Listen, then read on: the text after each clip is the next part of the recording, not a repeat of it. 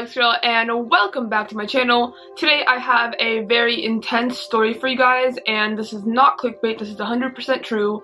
I will link some articles down below if you guys want to know more about the situation and the case, but in this video I'm just going to be talking about my relationship with this person and the interactions that I had before I found out that this happened. And honestly, I'm still very rattled by this whole thing because I talked to this person, and this was someone who was in my class. I found out about this very recently, so if I'm kind of like stuttering or messing up in this video, I'm sorry. Like, this whole thing just gives me like the creeps. Like, I'm literally shaking from thinking about this whole situation. So go ahead and give me a like, subscribe if you haven't yet, and let's get into the story because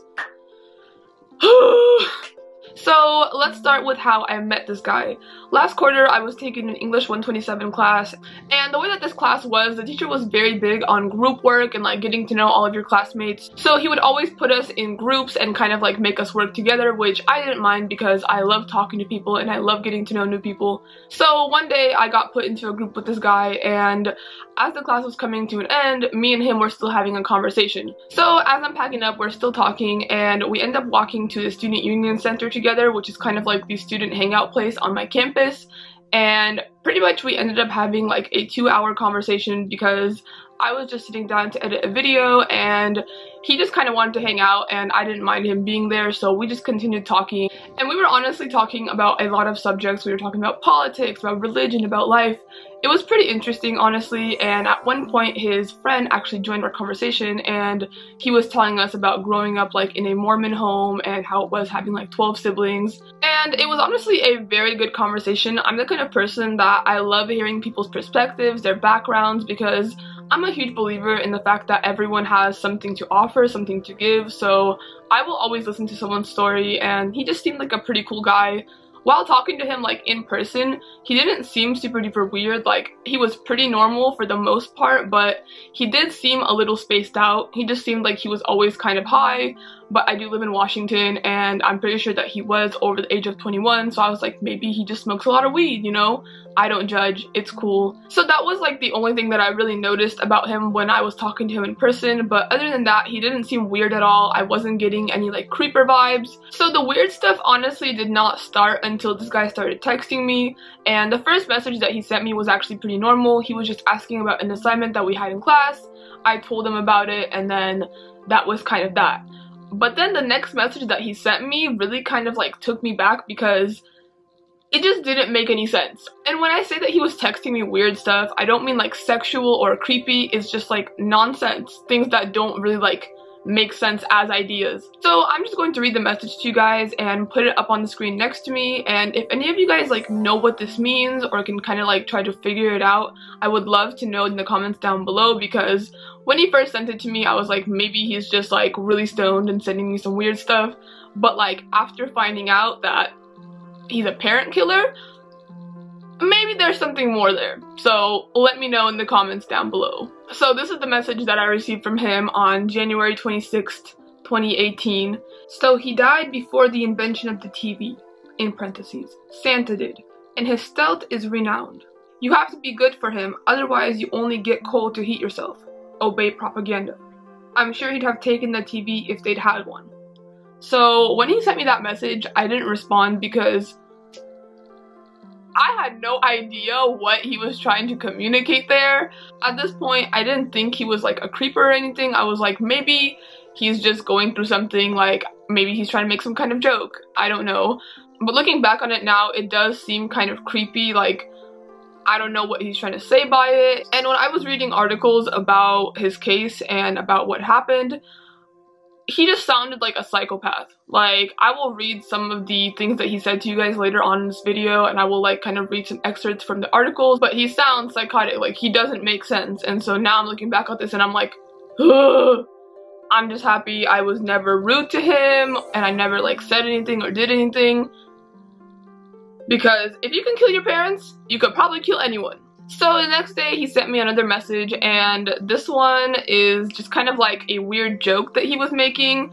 He has a bunch of emojis here, and he says, "Why do Jewish men prefer to eat their wives out on their periods?" Followed by like a lot of weird emojis. And then I responded with why, because I'm not a rude person and I don't like to make things weird, so I'm just like, if you want to make a joke, I'm gonna just let you go with it, like, it's cool. So I just responded with why, and he says, it reminds them of all the pennies they save on condoms those 3 days, or those 3 days remind them of all the pennies they save on condoms. And then the final message was, LOL, the best way. So those 3 days remind them of all the pennies they save on condoms, like it was God's commandment. And this still did not make a lot of sense to me. Like, I get the joke and I get what he's saying, but it's kind of weird, like, having to repeat it 3 times or, like, giving me 3 different reiterations of this joke. So I was like, okay, dude, it's cool, LMAO, but low-key I'm sitting there looking at my phone like, man, what?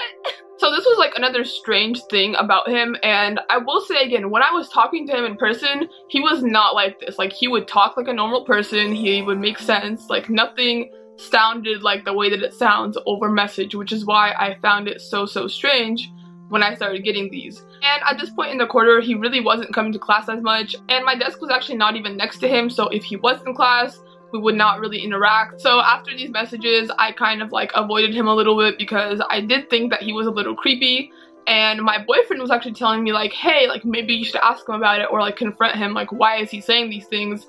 And I was like, no, honestly, I'm good off of that, because as a woman in society, like a lot of the time, unless something is like extremely inappropriate, you usually just let it go, because I don't like to start drama, I don't like to be confrontational, and I don't like to get on anyone's bad side. Like, I'm not the kind of person to like make stuff weird. So if I'm creeped out by you or I don't like something, I'll honestly just avoid you.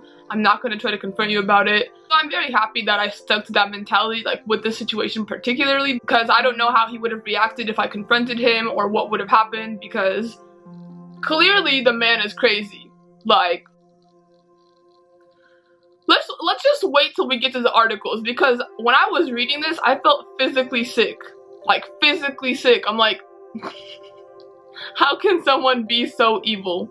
And how could I have had, like, interactions with this person? I don't know. I've just never known someone who was, like, a literal psychopath. So, to me, this whole situation is, like, so shocking. So, after those last messages, I kind of thought that our interactions were over. But 3 weeks later, he sends me another message. And once again, it is really weird, it does not make any sense, and I don't know. I don't know what to make of it. Like, please, if anyone who sees this video has any theories about like what he was trying to say or like what this stuff means, because I genuinely want to know. Like, what? So on February 16th, he sends me another message and it says, so, ... anti-Cupid is black. And I'm like, what? And he responds with Vans in all caps, and then parentheses, off the walls. And then a second message where he says, anti-Cupid second kind of shoe, in quotation marks. I just told him that you lost me. Like, at this point, I wasn't really gonna like go with the flow of his jokes because things genuinely didn't make sense. Like, I'm not gonna be like, haha, that's so funny, like what? When I'm literally sitting here like, what does this even mean? So after those messages, he never texted me again, we never really talked in person, and I honestly forgot about this whole situation because yes, it is kind of creepy and kind of weird, but like, it's not that big of a deal. Until this last Friday. So I was at a party, and a lot of the time I party with like the same group of people. I usually know everyone there. It's like a very close-knit group, so like we all love each other, we all vibe with each other, and it's always pretty noticeable if someone new shows up. So I see this dude walk in, and I recognize him as the guy who joined the conversation between me and my classmate at the very beginning of the quarter when we like first had our interaction and we first talked. And so at first I don't really say anything to him, but eventually I make my way over and I'm like, hey, it's good to see you again, like how have you been, what's up? And he says, hey, did you ever hear about what happened to that guy that we talked to that one day? And I'm like, no, what are you talking about, what happened? And I'm thinking like, okay, maybe something bad happened, but I'm thinking it's like the normal stuff, like, oh, you got into an accident, or, you know. And at first, he's like super duper hesitant to tell me. He's like, honestly, maybe I should just tell you tomorrow after this party. I don't really want to kill the vibe, blah, blah, blah. But I'm the kind of person, like, if you already bring something up to me, like, you might as well just say it, because otherwise I'm gonna be thinking about it, and I'm like, I just want to know, just get it out there, get it over with, like, tell me what happened. So he's like, okay, but like, were you close to the guy? And I'm like, honestly, not really. Like, I didn't talk to him much after that first conversation. And so finally, after I tell him that, he decides to tell me, and the guy looks at me and he goes, so he killed his parents. And I literally almost choked. I was like, what? I genuinely still feel like shook by this whole situation, because that was definitely not what I was expecting to hear. And he's like, yeah, it was a really bad situation, like, he's in prison now, blah blah blah. And I'm still like kind of reeling, like, I don't know what to say, what to do. So I'm like, oh wow, thanks for telling me. And I just kind of like walk away, because what do you even say to that? Like, what's the response when someone tells you, yeah, you know that dude that we hella talked to? Yeah, he like killed his parents, like, he's an actual murderer. And I'm like, so I kind of try to go on with my night and not let it like bother me too much. But the next morning when I wake up, I'm like, you know what, let me like do some research, because maybe the guy was messing with me, like maybe he thought he was trying to make a joke. I don't know. I'm just trying to be like, there's no way that I know someone and I was interacting with someone who legitimately killed his parents. Like, how? So I decided to Google it, and the first thing that pops up is this guy. His face and his name is there, like, he's totally identified. They have pictures of his parents, and again, I just felt my heart sink. Like, I didn't even know how to feel or what to do at that moment, because I've never been like close to someone who was crazy in this way.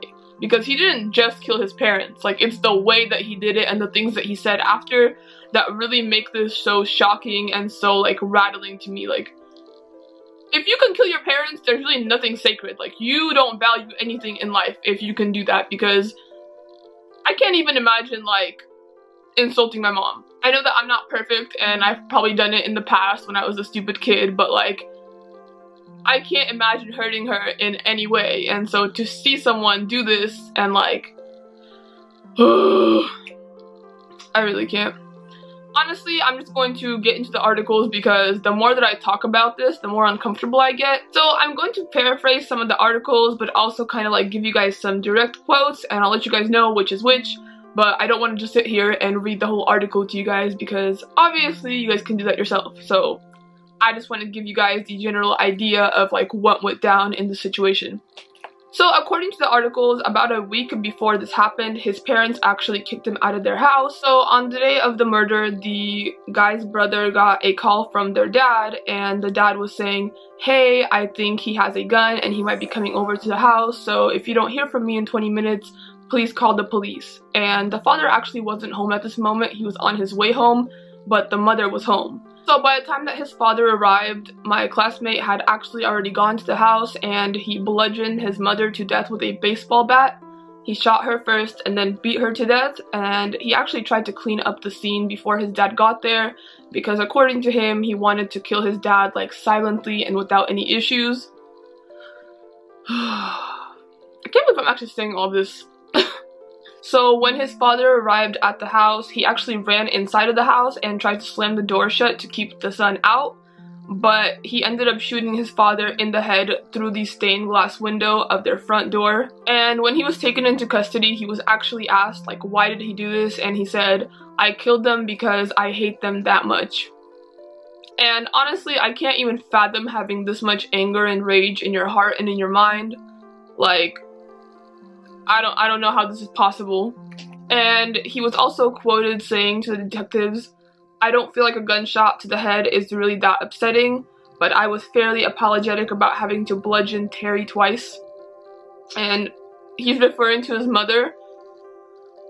I don't know how you could talk about this so calmly. Like, there's no video of this, but just imagining him saying this and the way that it's like structured, you just have to be so cool about the whole thing. Like, oh yeah, gunshot to the head, like, that's not a big deal. You killed your father. You killed your father. And your mother.